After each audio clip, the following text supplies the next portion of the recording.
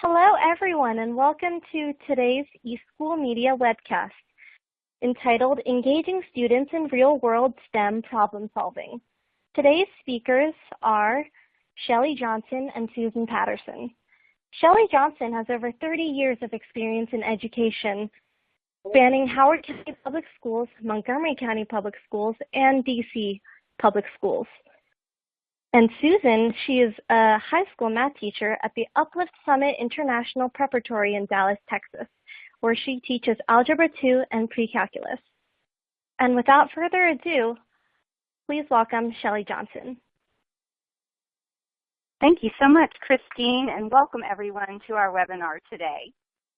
I'm going to start off with just a really high-level information about Spark 101, so that if you revisit the webinar another time, or for people who might be doing it after today, just to know what the big takeaways are or actions that we'd like you to take. One of them is going to be signing up for free access to all our resources. We are at no cost to classrooms, case study videos, lesson plans. We're going to get into all of this in more depth in just a minute. I just wanted you to have an idea of what we're going to be talking about. We're also going to be talking about STEM Career Accelerator Day. The celebration starts next week, and I'll be giving you more information about that as we go through. And then, of course, the whole point of Spark 101 is to start engaging your students in real-world STEM problem solving, and our web address is listed there, spark101.org. Before we get started, though, I'd like to get a thought about what you're most curious about for today's webinar. So if you could select one of the 5 options that you have in front of you, we're going to try to tailor the webinar to your interests as much as possible. So are you curious about what makes Spark 101 different, how to use Spark 101, how Spark 101 can help your students, how other teachers are using it, and or STEM Career Accelerator Day? If you would select one and submit it, I'll be sharing the results of that in just a few seconds.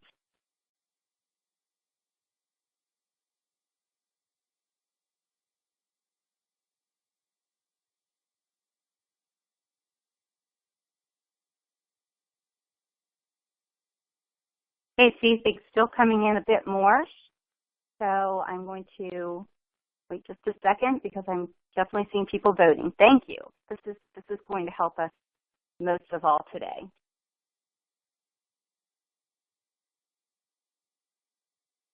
All right, I'm going to go ahead and show the results and just go review those very quickly, and thank you all for voting.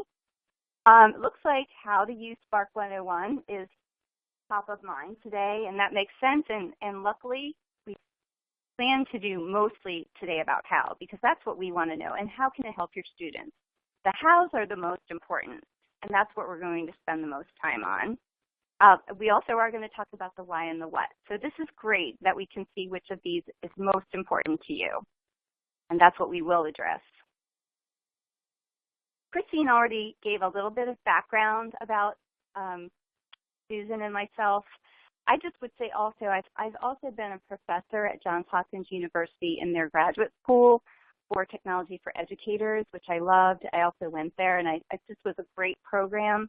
I love to teach. I have a real passion for educational technology and STEM in particular, and I think we're going to have a lot of fun today learning more about this. Susan, do you want to talk a little bit about yourself? Susan, just to let you know, when it says Spark 101 Fellow, she is one of our ultimate teachers that works with us and is one of the most extraordinary math teachers I've ever had the pleasure to work with. So I'd love Susan to talk a little bit more about herself at this point. Okay, thank you, Shelley. Can everyone hear me? I can. Okay, my name is Susan Patterson, and I am currently a math teacher at Uplift Summit International Prep in Arlington, Texas. I started my career as an engineer, as a researcher at AT&T Bell Labs, and prior to the call, everyone was talking about some connection to Maryland. Well, I am originally from Maryland, and I graduated from Eleanor Roosevelt High School many years ago. So I'm also from the region, and I think that Maryland, Virginia area, we're producing great people out of there in terms of education. One of the things that I wanted to do was to tell you that I was looking for something as I transitioned from being an engineer to a teacher that would allow me to share my background in engineering, something that would actually engage my scholars, not so much that, hey, you too can do this, but something they can actually be a part of and kind of encourage them to go into areas of STEM. So with that, I will give it back to Shelley. Thanks so much, Susan. And we'll be hearing a lot more from Susan as we go through this. We're going to get to the meat of all this in just a second.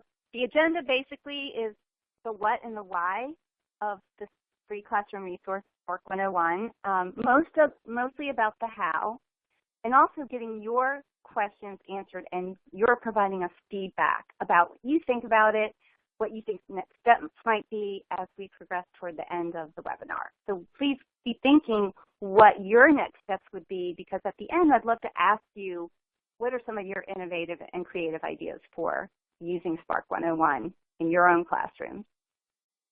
So we're going to do one more poll. We're doing a couple more, but we'll do one now. And there is no right or wrong answer to this question, but I'd like you to weigh in on which do you believe to be the most important factor contributing to student achievement. Do you think it's student engagement and motivation, teaching quality, school climate, parental support and engagement, or social and emotional learning? Not that they're not all important, but what do you feel is the most important? Please go ahead and vote.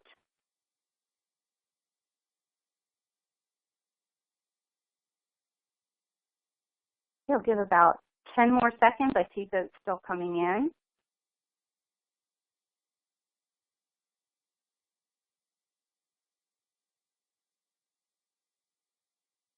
And I'm going to go to the next slide and look at the results. And it looks like most people, 79%, said student engagement and motivation. And honestly, I think we all know that when we're in a classroom, and I have been a classroom teacher as well, that when students want to learn, when they're excited about learning, when they're engaged in learning, they try harder and they do learn. And the research bears that out. So the number one national answer to that question is student engagement and motivation. And I think that's something that we all see evidenced in the classroom, and research is backing that up. So why does Spark 101 exist? Why do we exist? One of the educator problems that we all have heard about is we just want free, accurate, easy resources to use that connect the real world to our classroom. You know, we're all in our classrooms. Some of us feel very isolated when we're teaching. I know I did sometimes. Just being able to find something wonderful that can be used to excite students about learning is hard to find. So that was one of the main reasons that Spark 101 came into existence. Because also, employers are asking for us to solve problems, not education necessarily, but all of us to solve a problem. They want students that are excited and motivated to become future employees and professionals and use their STEM skills and be interested in what they're doing. Just about every job today requires STEM skills. It doesn't have to be a STEM profession necessarily, but we all know how important those skills are for student future success. So the middle ground, or the common ground for that, is for educators and employers to work together to solve those problems for students, to get them motivated, excited, and prepared. And that's where Spark 101 comes in. It's a win-win proposition. I want to tell you a little bit about the design. We looked at over 200 research studies that really focused in on things like project-based learning, underrepresented students in STEM, case studies, interactive video, flipped classroom, and really used all of those things to design Spark 101, which you'll be seeing. It's very interactive. It's based on streaming video and real-world resources and problems. So you'll see a lot of that, but we also did a beta test, and we do formal evaluation of Spark 101 with students and teachers. And Susan will be talking a little bit more about some of that actual data. But this has been a continuous process for us to make sure that this is something you want to use in your classroom and you feel confident and comfortable with it. So how are we different? We are the only K-12 provider that I'm aware of, or any of us, that provides real-world case studies that are with interactive video with student engagement points built in, so that students actually see how problems are solved by real employers, and they can apply their skills to doing that, as we would do in a case study. Higher has been using it for years. Carnegie Mellon has some great ideas for using case studies with students, high school students, as long as they are interactive and help the students to see where their skills apply. And also, we're unique in the way that we were designed was purposefully so the teacher is the facilitator of learning. Just about all of the resources that we have, they're all free, are customizable.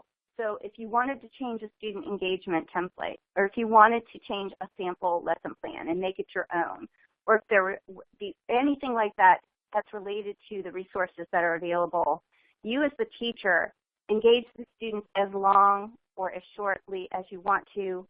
All of the uses of the case study videos and resources, they're designed for 1 or 2 class periods, but if teachers are doing project-based learning, they use them longer sometimes. It's all up to the teacher as the professional in the classroom to decide what is best for his or her students. The major features and benefits are, again, no cost. We've made that commitment. We are no cost to classrooms. We think this is so important not to be charging schools for something that's so useful and needed for teachers to use. There are case studies, lesson plans, and lots of resources available, and everything is standards aligned. We align with the Common Core standards, Next Generation Science standards, Advanced Placement. You'll see sample lesson plans from all of these. We partner with Project Lead the Way, National Academy Foundation, National Council of Teachers of Mathematics, and we even presented Spark 101 at ISTE this past summer, the International Society for Technology and Education. So we're really trying to make connections for teachers so that it makes this more viable and easier for them to use. No one has time to use something that isn't directly connected to what they're teaching. Also, it's on demand. We've reached over 300,000 students so far, and you see basically where that's been happening. But it's the best thing about it is it's on demand, it's usable anytime, anywhere in your classroom. We have employers that we're working with. We've worked with about 40 employers to create these case study videos, and they're all interactive.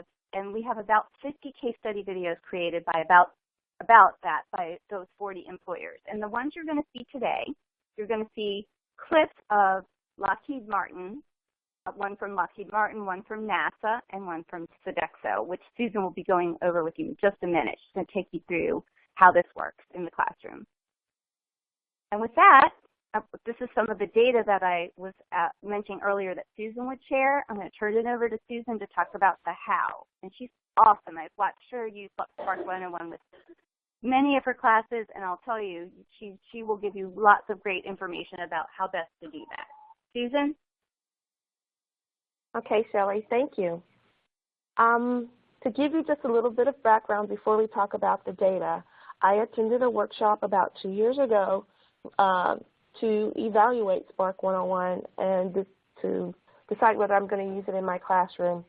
One of the things that we were asked to do was to find a sample lesson that we can incorporate into our content and to provide a pre-assessment of STEM. What did my scholars know about STEM? Did they know anything besides that, it was something to do with technology, math, and engineering? And so they take the survey. I incorporated the video into my lesson, and then they take a post-survey. So that post-survey is supposed to measure whether we actually sparked an interest in STEM. So what we're looking at on this slide is some of the data from various teachers who have incorporated the Spark 101 videos in the classroom. And as we can see, and as we hope, the interest was piqued after watching one of the videos. Students and scholars were interested in learning more about STEM, but the most important piece is the understanding how STEM relates to the real world. That's how you know you have a connection with your scholars. Not only were they engaged, they can actually see themselves doing something like that in terms of a career, or they could do something that, you know, if they're good in English, they could become a technical writer. So I think the most important thing was we were allowed our scholars to internalize the fact that, yes, you can be involved in a STEM career, and it's really fascinating. All right, so what do the teachers say? Not only were the students engaged, the teachers said, yes, my students were engaged. In fact, I believe when I used it for the first time 2 years ago, it really did help increase my scores in terms of college readiness, because part of one of the videos is to say, you know what, if you want to choose this career path, this is what you need to do. So that helps my scholars decide what classes they need to take in high school and what concepts they need to master going into college. Improving problem-solving skills. The problems are so open that the scholars can bring their own ideas into a problem and compare what they've done to a real-world problem. And I think that's the challenge and the compliment for them to actually see, you know, you were really close to this answer, and this is what this person does, so you might want to consider this career path as well. And the most important thing, it's customizable. As Shelley referred to earlier, you can use this anywhere in your content. You can use it before a unit to introduce a concept. You can put it at the end of the unit. You can take one of the videos and look over the various segments over a couple of days. So this is not a curriculum. This is something to engage scholars and get them interested in learning STEM. All right, so how do we get our scholars excited about Spark 101? First of all, you have to go, not right now, to the Spark 101 website, and you have to sign up. That is the only way to get access to the many resources that exist for STEM. You get access to the student engagement templates, and you also get access to sample lessons for every video. So every video in Spark 101 has a sample lesson that you can customize for your content, and if you're really, really interested, you can also create one for your content as well. Again, once you sign up, you have access to all of the templates. So this slide shows you everything that you have access to, which is all these resources are free, which I loved because there was no site license. I didn't have to have a teacher's license. My scholars can access it anytime, anywhere. So if they go on vacation, they still know that they can access video for review. And it's just a really good tool to use to present really, really interesting information. Okay, so what is the process? How do I integrate this into my instruction? Well, Spark 101 made it really easy for you to customize. We have our stop buttons, if you will, where it says classroom. And this is where you as the teacher can customize your lesson. You can plan your lesson in terms of what content you want to provide, how you're going to incorporate it. You're going to play the video. As you can see, the video has 3 segments, so this is very important. Every video on the site has 3 segments. There is a motivation segment. Why are we learning this? Why is it important? The second segment of the video is the problem solving. So once you have introduced the problem to your scholars and they have solved it, you then allow them to see this part of the video to compare their answers. And then the third segment is, well, what does this mean for my career path in the future? So the play buttons show the various segments of the video, and in between those buttons, you can customize your content.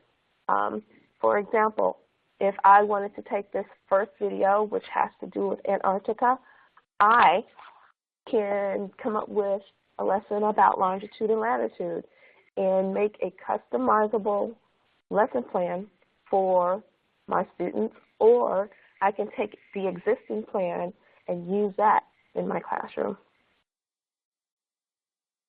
So here we have a sample of the lesson template. So every video that has an existing lesson follows this template. You can also download this for you to use to customize your own lessons. Susan? All right. This is Shelley. Yes. I just want to go back for one second to that. You'll notice Okay. that Susan just went over the diagram with you, and the lessons are written so that they follow the same diagram. So the student engagement points are what are written up, like what your grouping would be, what your objectives for your lesson are, how you would engage the students before and after the different segments, which Susan's going to show you. And as Susan said, I just want to make it clear that the easiest way to get started is with taking a sample lesson plan that is available with each of the case studies to see how that was developed, and then looking at it and saying, well, I'll change this and I'll do that. I just want you to know those are available because everyone's from different content areas. I'm kind of seeing that as we're going through the webinar right now, that I can see that people are from different schools and different levels. That will be helpful to know that you can go online to our resources and select what works best for you, even though we can't cover all of that right at this point, in the webinar. Sorry about that, Susan. I thought that was an important point just to make for everyone there. Oh, not a problem. I really do think that, concept of being able to jumpstart, their idea of how to customize it is great. Okay, so what we're going to do is we're going to look at how the flow can be used in terms of the lesson plan. So the first thing that you would want to do, of course, is to make connections with your scholars in terms of what they know about the content you're going to represent. So one of the student engagement templates that exists on the website, along with the Think, Pair, Share, and the KWL, is the group resume.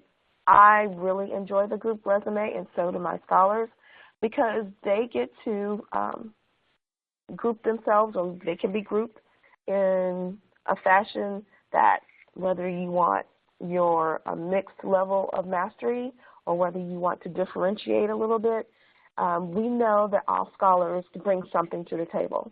So what the group resume does, it allows the scholars in a group to go around and share, well, what do you know about this content? And you'd be amazed what some of the scholars think of.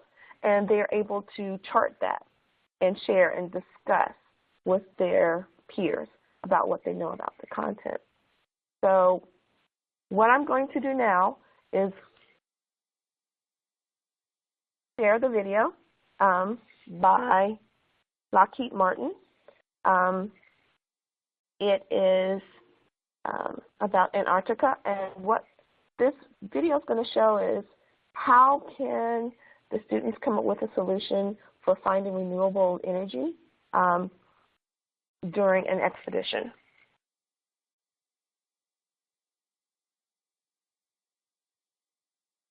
The Antarctic is one of the last frontiers on Earth, and while one of the most forbidding and dangerous to humans, it is at the same time very ecologically fragile.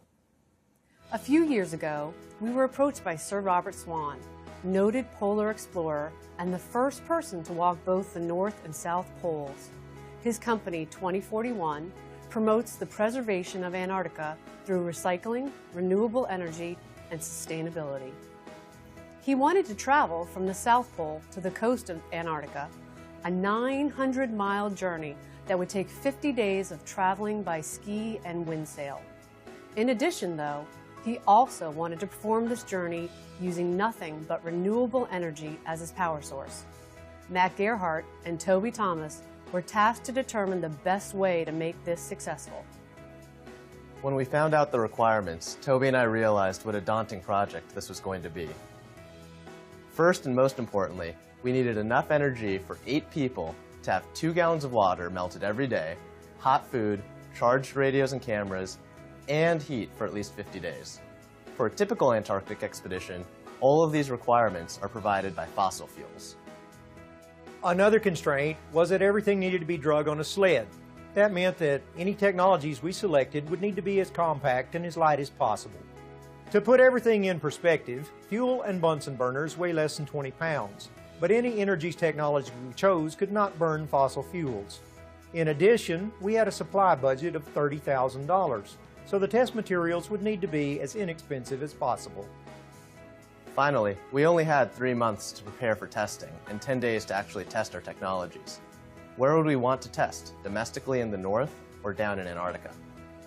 With a wide variety of renewable energy technologies available, but with limited time and a limited budget, what steps would you take to determine the viability of renewables for this Antarctic mission?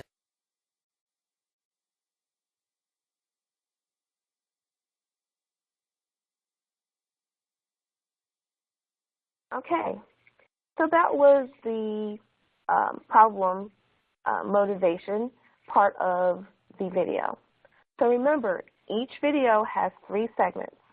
So now we're going to go to another video that looks at the problem-solving segment. So this is what you would show after your scholars came up with a solution, shared it with the class, however you want to do it, and they were going to compare their information. So what I'm going to do is give it back to Shelley so she can do another poll. Thanks so much, Susan. Yes, we do have a lot of student engagement resources that were developed to go along with the whole, connections to prior knowledge, and then also how do you solve the problem? Like, what are ways that we could help students to organize their thinking and to be able to actually apply their skills to solving a problem that actually exists in the real world. So would you vote for which problem-solving student engagement resource you want to learn more about? We have more than this, but I just wanted to pick 2 of them to get started with today. You can certainly see more of them on our website as well. If you all would vote, that would be great. Which one would you like to see?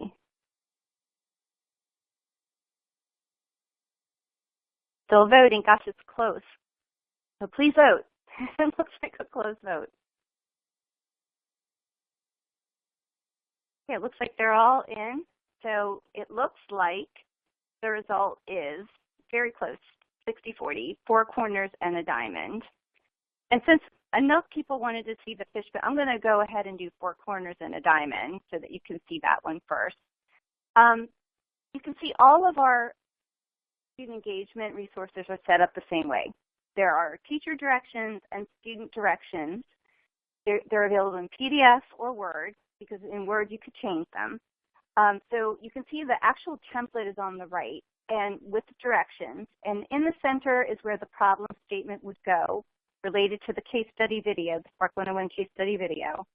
And around the outside pieces, this is where you could change it. But right now it has every one of the Spark 101 case study videos has a list of constraints about the problem and also thoughts about ways that that problem could be solved. So the different corners have that type of information that the students are organizing what they've heard and their own possible solutions to mitigate the constraints. Like, how could you alleviate or make those better, if it's budget or time or whatever the constraints are that the employer actually was dealing with and trying to solve. And since I think we have time and it was so close, I'm going to go back to the fishbone. I'm going to show this. I won't go into the directions. But we actually were working with Human Genome Sciences on one of our case study videos called CSI Pharmaceuticals. And this is how the team was actually solving the problem. They were using this. And none of us had ever seen it as educators. And we thought this was so cool because it has the causes and it looks like a fish. I mean, there's a head and a tail. And it's just a really cool organizer that they were using to brainstorm solutions to the problem that they were discussing with us. And we asked if we could have it, and they said, sure. So it is now a Spark 101 student engagement resource, and it's a real-world tool that Human Genome Sciences was using. So things like that were cool that came out of this whole thing. And with that, now that we've done the poll and looked at just a couple of the resources, I'm going to turn it back over to Susan to continue showing you something from the second segment of the video. Okay, thank you, Shelley. And let me clarify, I did misspeak. These are the tools that you would use for the problem solving. I was assuming that we've already done it. So let me go back. These templates that Shelley just talked about, along with many others that are on the Spark 101 website, there are templates there to help your scholars solve the problem. So now, let's reset and say, okay, we've used a diamond and 4 corners to solve the problem. So now we're going to look at a segment that looks at the solution to a problem. This next segment has to do with fruit flies in a space lab. And to kind of condense the criteria down, this slide is just showing the constraints the scholars had to use to design a living quarters for a fruit fly in space lab. So it had to accommodate a camera, it had to be a light source that simulates sunrise, sunset, maintain the temperature. It has to minimize power use because they are in space lab, and it has to be easy for the researchers to install and uninstall because they're doing many labs up there, and so they don't have time to spend on just one particular piece of research. So with that, we're going to move to the second segment, looking at the solution.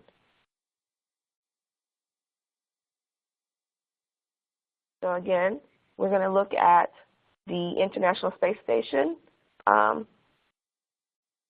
video, an engineering solution for fruit fly surveillance in space.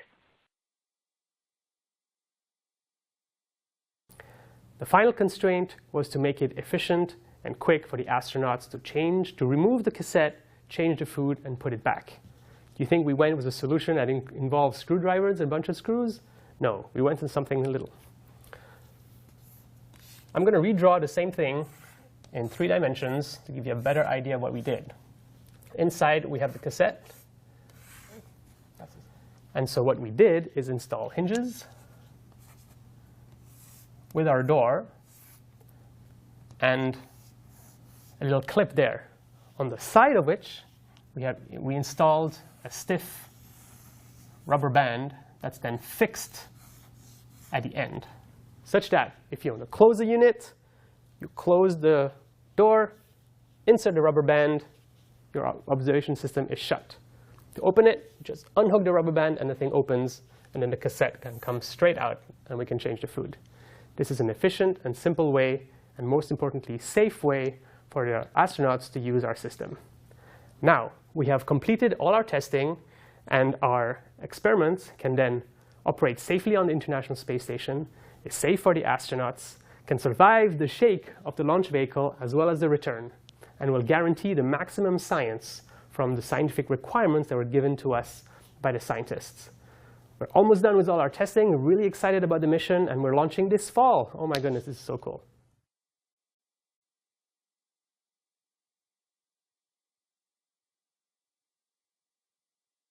Okay, so this is where our scholars would have had their solutions. They would have compared the solutions of the scientists, and they really get to see themselves like maybe this is something I could actually do. So the final piece would be, okay, well, guys, if this is what you're interested in, let's look at how can we set up a career pathway for you to study this. So many of our STEM employers have included multiple career options. They talk about where they went to school, what they studied in high school and college, and other coursework and interests that led them to choose a particular career. So the third and final segment of a STEM Spark 101 video, would be a template where the scholars can reflect on what they've learned. They can reflect on the information that they learned from the video. They could do reflective journals. How would they see themselves? So let's go ahead and go to the third segment. The next video is a short clip on planning healthy meals, which was a case study video created by Tedesco. They focus on math as well as science, and the presenter shares a number of pathways that could be pursued at this particular company.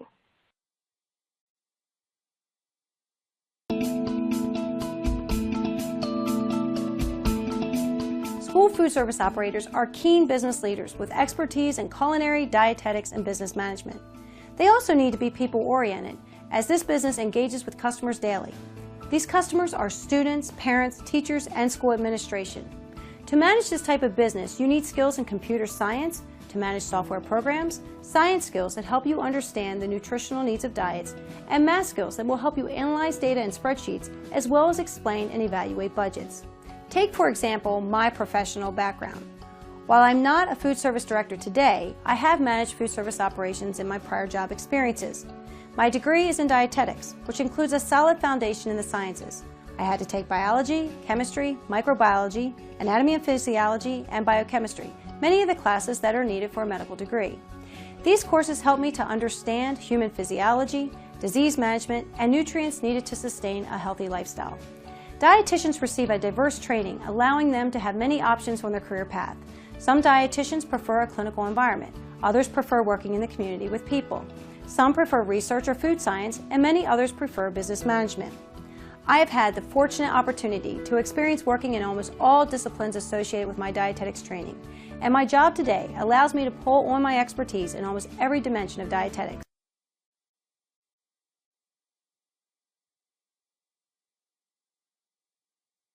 Okay, so let's summarize what we are able to do with a Spark 101 video.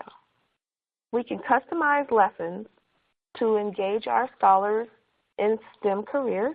It's affordable, it comes with a sample lesson, and it's accessible 24/7. Who would not want to incorporate this in their classroom? With that, I'm going to turn it back over to Shelley. Thanks so much, Susan. Wow, Susan's just really awesome. She has used this so well with many different case study videos. And one thing I did also want to mention about Spark 101, the actual case study videos themselves, they all have closed captioning and transcripts that can be translated. So if you're working with students, of other English is a second language or other pieces that you want to be able to make accommodations or work with students to, make it easy for them to understand that that option is available. And you saw 3 separate segments. We wanted to show you a problem and constraint, and we wanted to show you a solution, and we wanted to show you something about college and career pathways, because every one of the Spark 101 case study videos follows that format based on all of the advice of teachers who have used it. They said, we just love the consistent framework. And so when you learn how to use one Spark 101 case study video, you really can use them all. And so that's something to just keep in mind as we tried to take you through a little bit of each one of a type of clip, but you really would see one all the way through as you use them with your students. I did want to mention that we are on social media, on Pinterest, Facebook, Twitter, and LinkedIn. And many of our teachers are getting very creative with social media.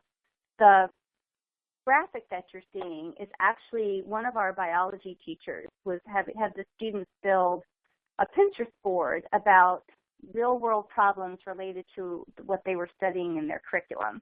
So you'll see some things from there are Spark 101, and others are from different places, and they were all focused on the unit that they were learning. It was part of the project-based learning unit.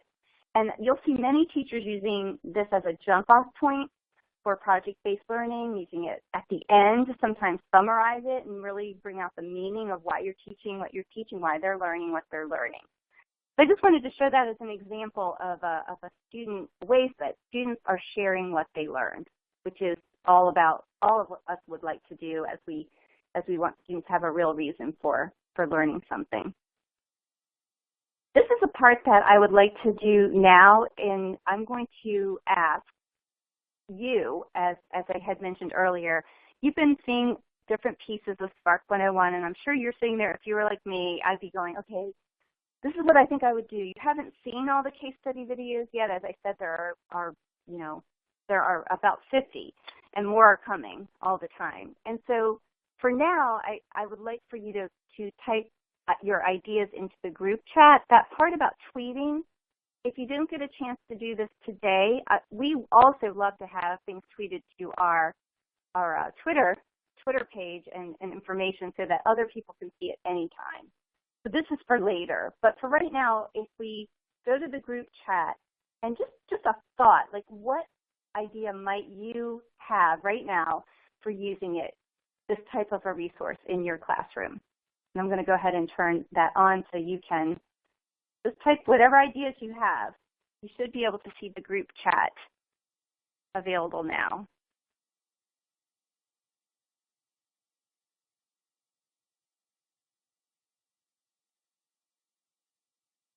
Okay, I'm seeing some ideas and questions in here too. I just love your ideas for how you might use it in the future.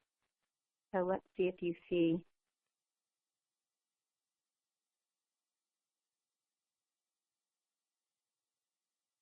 Well, I'm trying to turn on the group chat. It's not coming on for me. Christine, maybe you could help me turn that on. It's just not. But I would love to get the ideas just for a minute. It's already activated. Just open the tab at the bottom of the group chat. Yes, I see messages from Jill, Sarah, Christy. I got them now. Already they just putting in their great ideas. Thank you. They just popped on they weren't there a second ago. Now they're there. Thank you. They're there. No problem. Thank you, Terry and Wonderful. Rachel. Yes, and Christy. I love the ideas.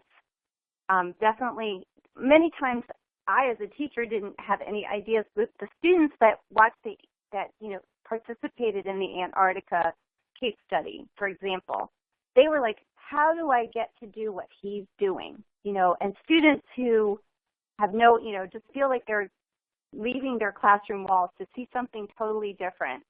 And I see that's what some of you are writing. Like, it takes the students out of the classroom, makes them see how what they're learning makes sense. I love what I'm just reading some of the Crystal saying this would make what we do relevant. And it really makes a huge difference for students to go, oh, I actually might need that someday. Exploring, yes, makerspace. That was one of the design elements. I'm so glad somebody mentioned that, because it definitely fits into that whole real world, using equations, applying things from science and their different STEM and professional skills. A jumping off point with local experts. That's a great idea. And a lot of teachers said they like doing this because we all know that bringing speakers in is difficult and time-consuming and sometimes not consistent from class to class. I will say that. This is something that you can control time, what's said, you know what it's going to be about, and it really does get the idea across that this is what's happening in the real world. I love these ideas. excitement in your class projects, when they actually see it in action, and they, as Susan had mentioned, when the students solve problems, like they solved it, and then one of the things in our beta, we did not have the second segment in every one of the case study videos. We did not always have the actual solution. And when we were interviewing students, they said, oh, it was, you know, interactive, and I enjoyed it, and I was engaged. And when I asked them, what did you learn that was new, they would say, well, they didn't really learn anything new, which is what, as teachers, that's what we all want.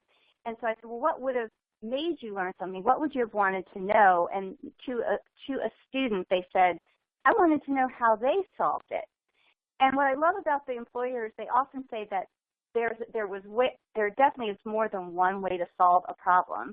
They said, this is the way we solved it.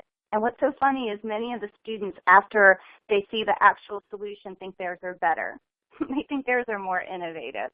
So I think that it's just a testament to getting them excited about something that actually is, you know, happened in the real world, and that they can connect to it in their own classroom in a real way. I'm seeing some terrific ideas. I'm sorry. Go ahead. To piggyback what Shelley is saying, one of the great things about this is that when the scholars solve a problem, there's not just one solution.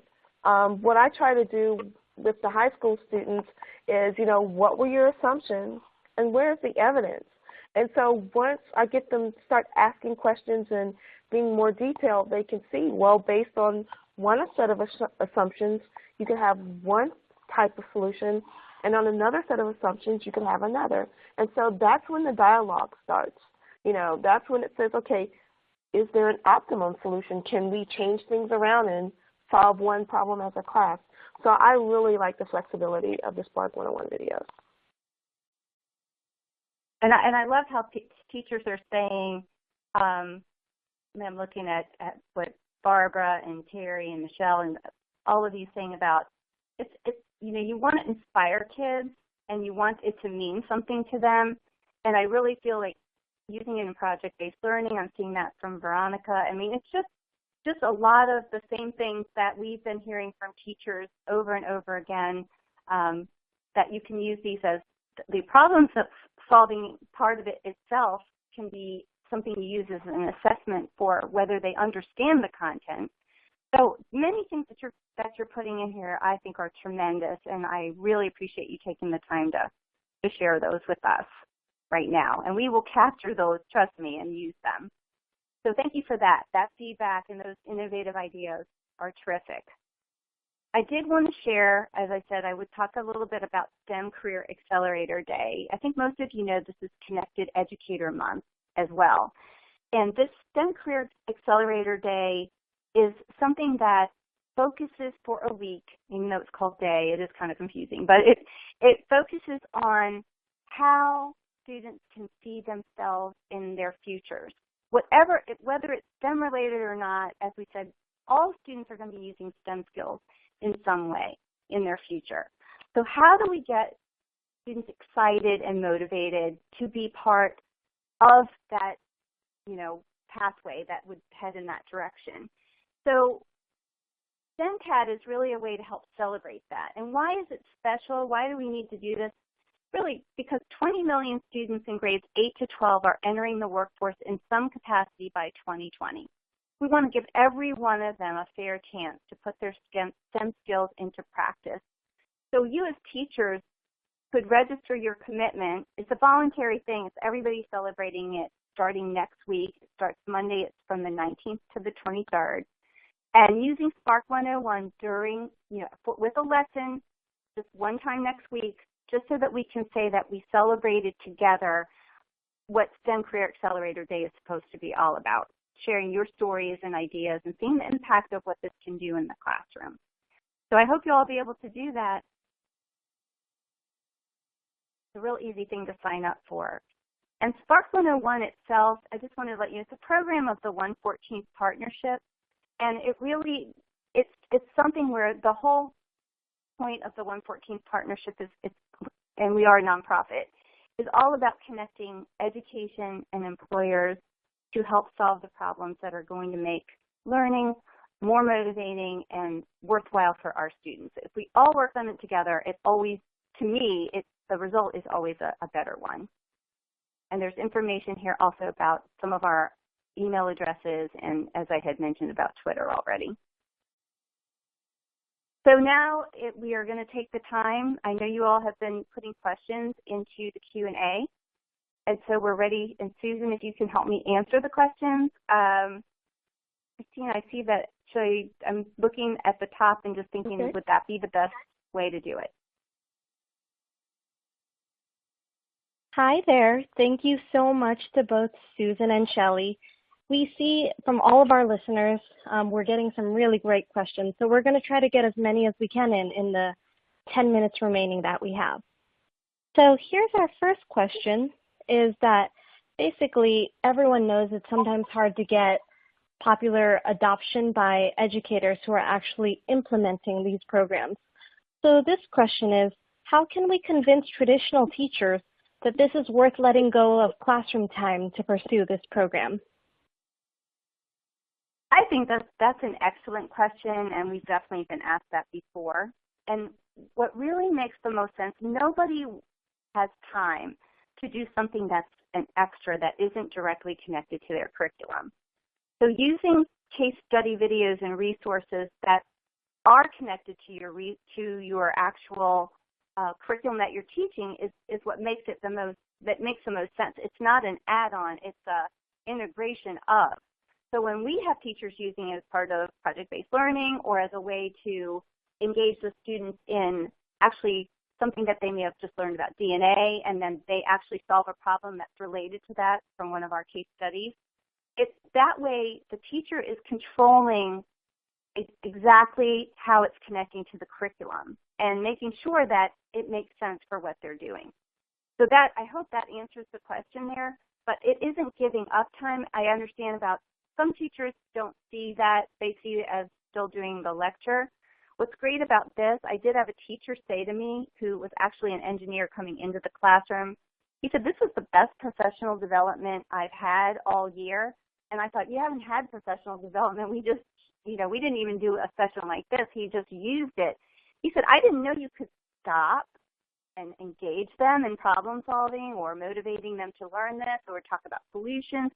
And he just, for him, he understood then that this is something that it's a great way to engage students in their learning process as you are teaching. You're the facilitator of learning, and that is a shift for many teachers. And I think just giving them something like this that has a clear framework, clear stop point, clear engagement with the students is a way to start. That's what I would say too.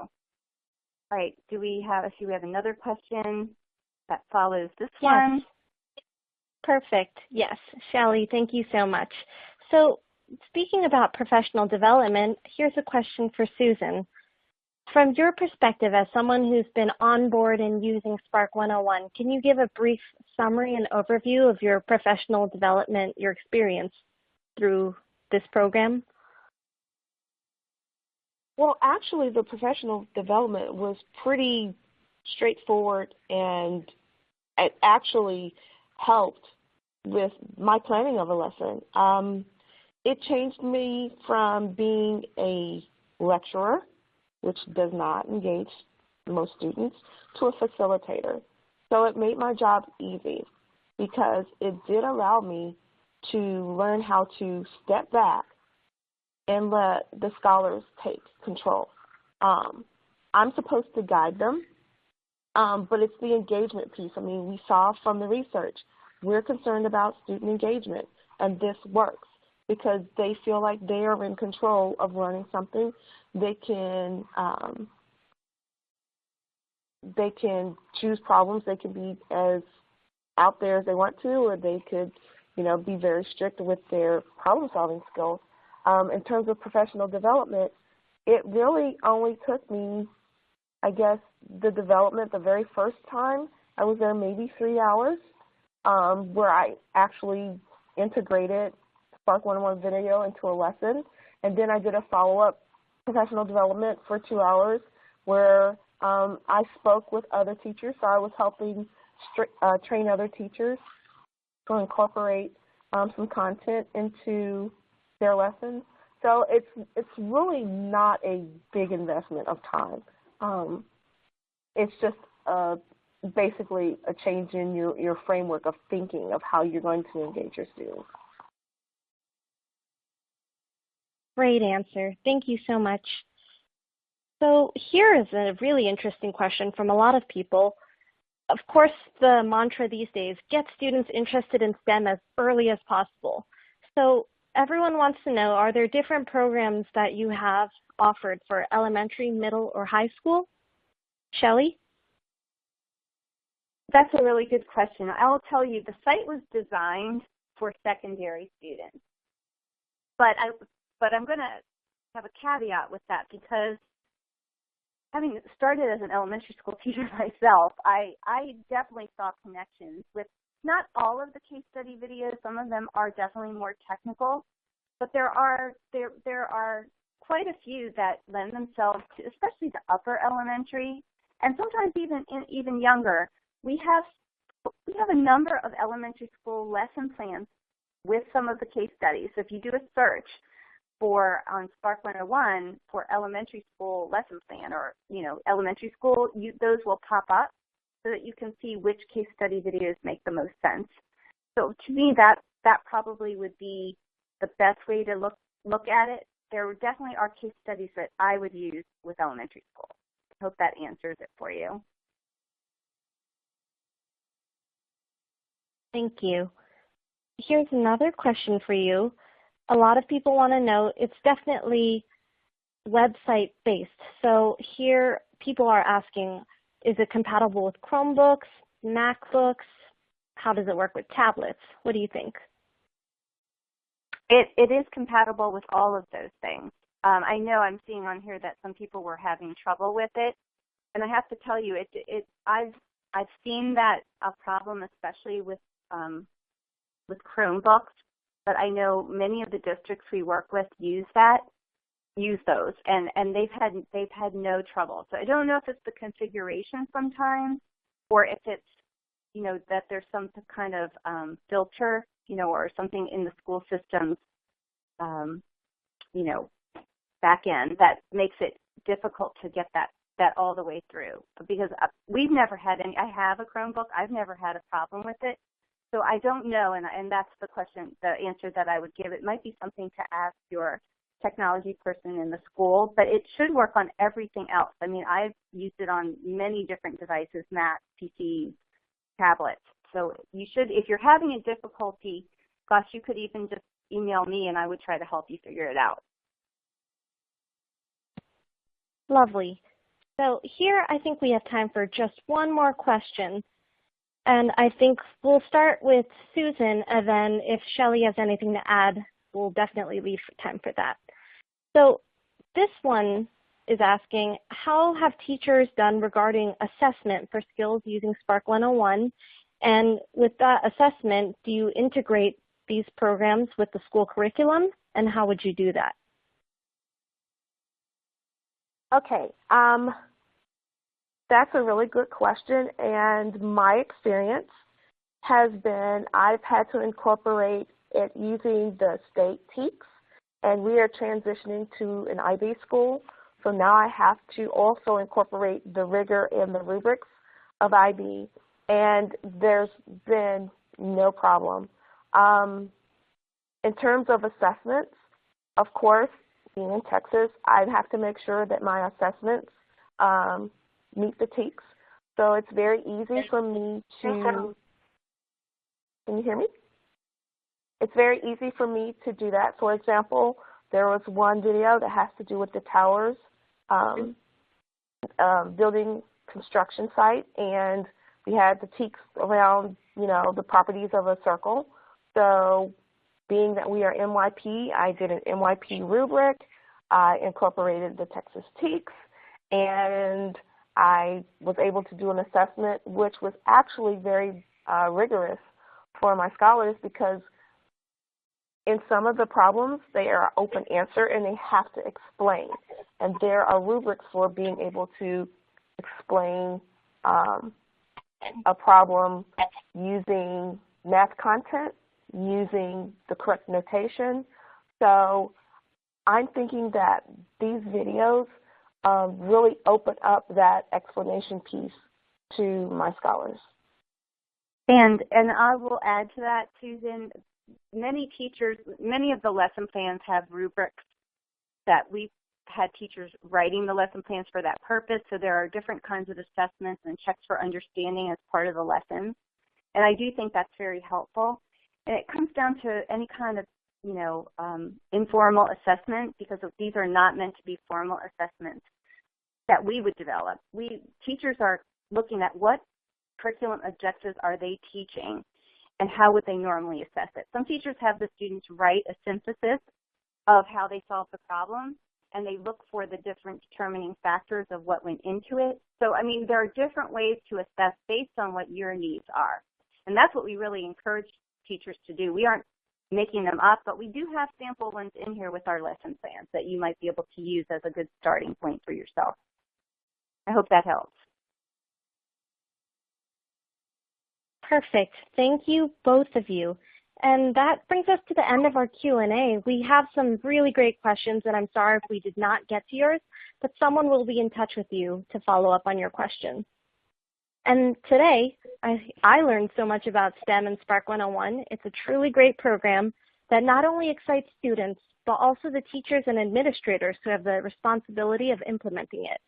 And to all of you listeners today, we sincerely hope you enjoyed this webcast and look forward to seeing you next time. Goodbye.